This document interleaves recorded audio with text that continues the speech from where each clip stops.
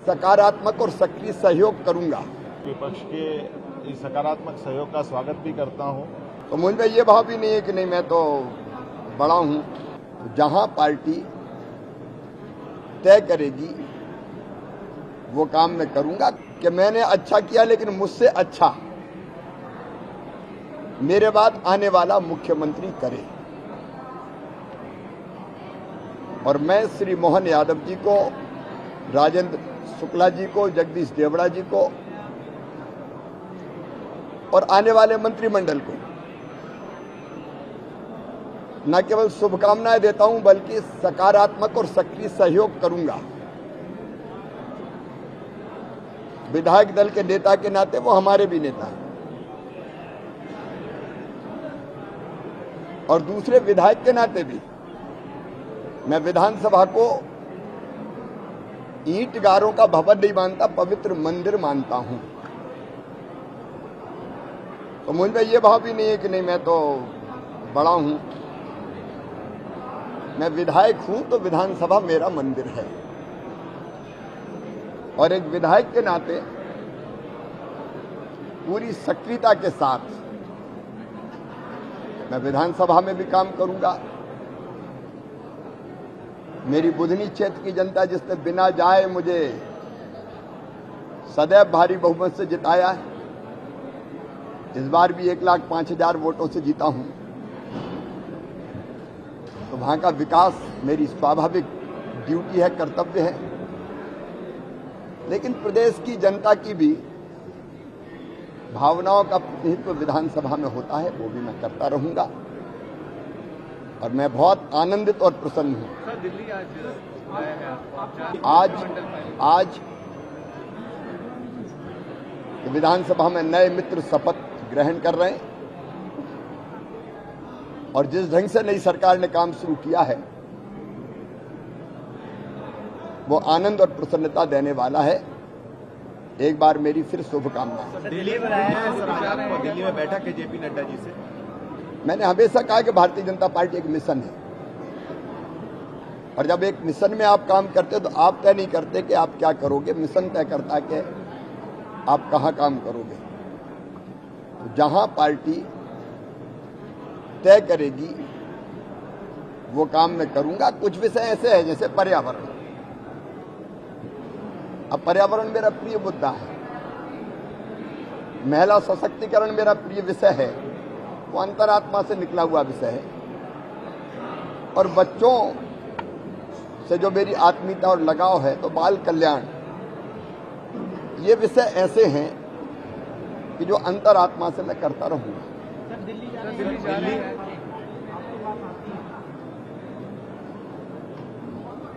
देखिए, भाई और बहन के रिश्ते हों या मामा और भांजे के रिश्ते हों, मैंने पहले भी शायद कहा है कि भाई का रिश्ता विश्वास का है और मामा का है प्रेम का। तो ये जो संबंध है वो स्वाभाविक है। प्रारंभ में थोड़ा बहुत लगता है, लेकिन मुझे लगता है कि ये फेज होता है, धीरे धीरे लोग इसको भूल जाते हैं। संबंध रहेंगे लेकिन काम करना है, सरकार सफल हो, जनता की भावनाओं का आदर करते हुए जनता के कल्याण में। और लक्ष्य अभी है तात्कालिक लोकसभा में हम सभी 29 सीटें कैसे जीतें। मोदी जी हमारे नेता हैं और उनके नेतृत्व में 29 की 29 लोकसभा की सीटें जीते। इसके लिए हम जी जान से सब मिलकर काम करेंगे। मैं भी फाइनल हो जाएगा, अब दिल्ली का चर्चा होगी। अब चर्चा होगी यहाँ थोड़ी मुझे पता है, लेकिन राष्ट्रीय अध्यक्ष जी ने कहा है, मैं उनसे मिलने जा रहा हूँ। सर, कल भी एक बैठक हुई थी दिल्ली में तमाम बड़े मध्य प्रदेश के नेता थे मंत्रिमंडल को लेकर, क्या उस पर भी चर्चा हो सकती है? अब मेरी जानकारी में नहीं, मेरी अभी तो राष्ट्रीय अध्यक्ष जी ने मुझे कहा है कि मैं आऊं तो चर्चा की। जय महाकाल।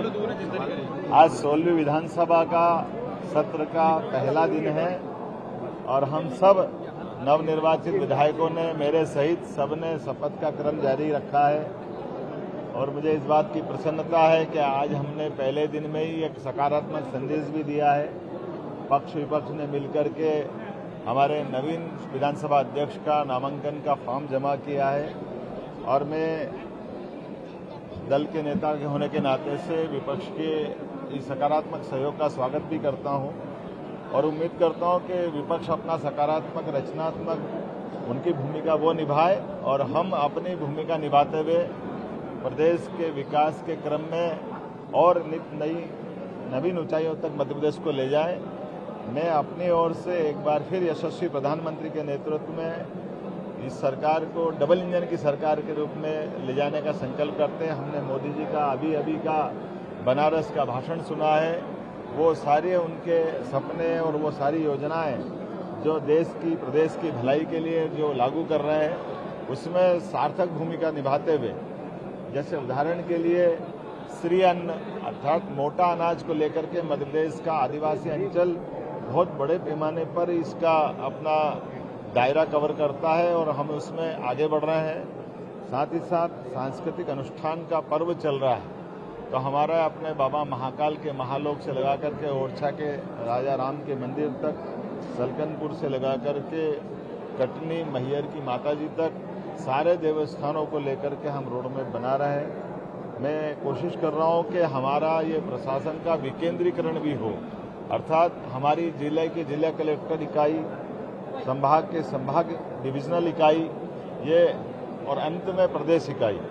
तो ये जो हमारा अपना विकास के क्रम को नीचे तक उतारने का जो क्रम जारी है, मैं कोशिश कर रहा हूं कि हमारे अपने सभी विधायक जो नवनिर्वाचित आए हैं या मंत्रिमंडल के मंत्रीगण का भी गठन होगा, तो सबको अपनी प्रशासनिक दक्षता के लिए जो जो जरूरी है ऐसे वर्ग लगा करके उनकी भी बाकायदा ट्रेनिंग कराएंगे ताकि डे फर्स्ट से वो अपना काम अपनी दक्षता के साथ करे, जो उनको उत्तरदायित्व मिला वो उसमें ठीक से काम करें। कल एक बैठक हुई थी दिल्ली में, आपकी बैठक के बाद मंत्रिमंडल को लेकर चर्चाएं चल रही, कब होगा ये मंत्रिमंडल? देखिए, मैं तो विकास के मामले में बात करने गया है, लेकिन ये बात भी सही है कि जब मुख्यमंत्री बनते हैं, उप मुख्यमंत्री बनते हैं तो मंत्रिमंडल का गठन भी होता है और उसमें हमारे अपने जो सिस्टम है, जो एक विचार विमर्श का प्लेटफॉर्म है, माननीय राष्ट्रीय अध्यक्ष जी और माननीय गृह मंत्री जी या अन्य जो वरिष्ठ जन हैं वो उस पर विचार करके और हमारी प्रदेश इकाई भी उनसे परामर्श करेगी।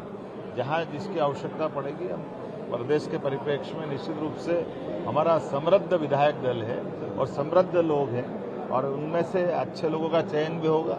मैं अपनी ओर से एक बार फिर आपका आभार